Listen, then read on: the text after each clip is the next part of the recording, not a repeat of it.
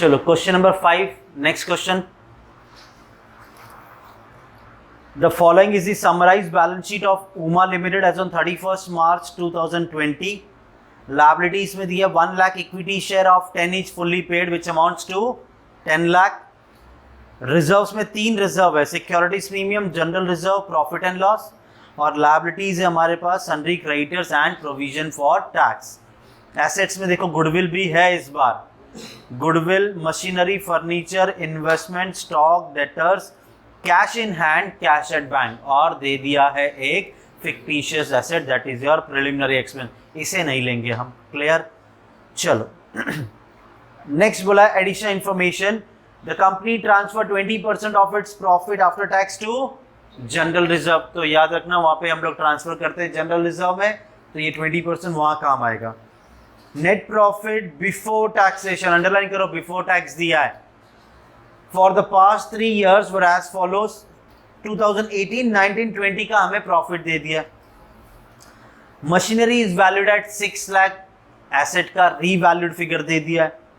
Normal rate of return on this type of business is 20%. Assume tax is 50% and use simple average. Calculate the value of equity share by intrinsic value method and yield value method. चलो same, लगभग same सम है. इस बार बस goodwill extra दे दिया इन्होंने. Start करते हैं. सबसे पहले तो intrinsic value. Net asset available तो हम ढूंढेंगे. नंबर ऑफ इक्विटी शेयर है हमारे पास कितने? 1 लाख इक्विटी शेयर है. अब नेट एसेट वैल्यू ढूंढेंगे एक एक करके सारे एसेट सिवाय फिक्टिशियस के. सबसे पहले तो आपको क्या दिया हुआ है?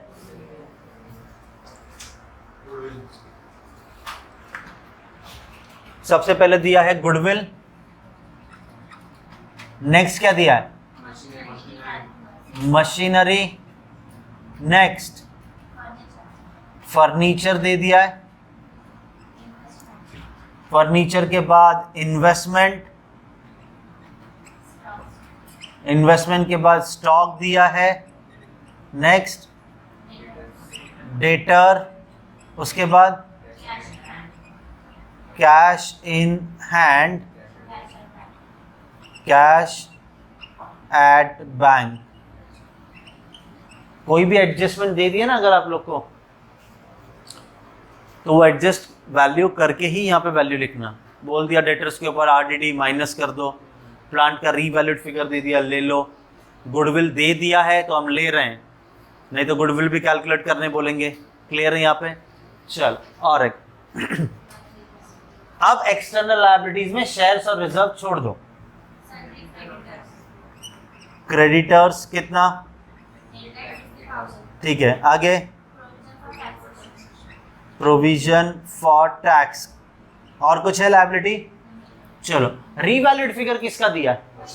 मशीनरी. कितना? मशीनरी है 6 लाख. फिर अभी गुडविल कितना है? 1 lakh. Furniture, furniture is 4 lakh. Investment, stock, debtors, cash, cash at bank. इनका ओवरऑल टोटल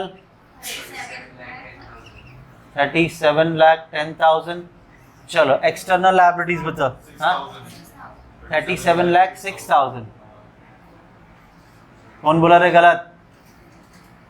तो ही बोली ना. क्रेडिटर्स कितना? हाँ 8,50,000. Provision for tax 5 lakh. तो ये हो गया 13,50,000. ये माइनस कर देंगे तो बचेगा कितना वैल्यू? 23,56,000. ये मिल गया net asset available to equity shareholder. ये यहाँ पे ले लेंगे 23,56,000 डिवाइडेड बाय 1 लाख है 23.66 को बोला था। अच्छा मेरी गलती मुझे सुनाई दिया 23.66। चलो अब यील्ड वैल्यू पे आते हैं। Value of share is equals to ERR upon NRR। ERR तो ढूंढना है, NRR कितना दिया है? एक शेयर का वैल्यू कितना है? डन। चलो अब ये ढूंढने से पहले तो हमें प्रॉफिट ढूंढना है। अब आपको देखो वहां पे 3 साल का प्रॉफिट भी दिया है, 6,50,000, 7,50,000 और 7 लाख, इन तीनों का टोटल 21 लाख। तो profit before taxes 21 lakh divided by 3 साल, तो 7 लाख का प्रॉफिट बिफोर टैक्स। टैक्स कितना परसेंट दिया है?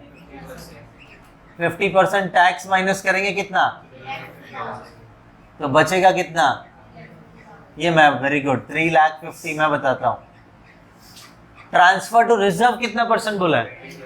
20%। इसी का निकालो प्रॉफिट आफ्टर टैक्स का 70,000। और डिविडेंड, प्रेफरेंस शेयर ही नहीं है तो डिविडेंड कहाँ से? 2,80,000 का आपको मिल गया profit available to equity shareholder. अब ये यूज करेंगे यहाँ पर 2,80,000। इक्विटी शेयर कैपिटल कितना है? 10 लाख इंटू 100 कितना आ रहा है? तो 28%। तो लो भाई ERR भी मिल गया, डिवाइड बाय 20 इंटू 10, डन। बाकी फेयर वैल्यू मेथड तुम लोग कर लेंगे। Sorry 14 rupees, done. और ये भी 23.56 रुपीज एक शेयर का वैल्यू है, डन।